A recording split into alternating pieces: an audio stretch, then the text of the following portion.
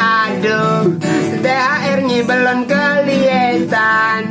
Orang rumah pada ngarepin, kapan pulang saya ditanyain. Bentar lagi lebaran, tapi belum beli apa-apaan. Orang rumah pada kelimpungan, THR-nya kagak kebagian. Biar kate masih corona, lebaran kudu berasa. Tolong apa ini pikirin, THR-nya keluarin.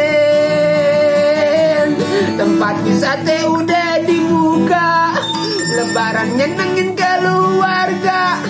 Mudik kagak, THR enggak, lame-lame bisa gila.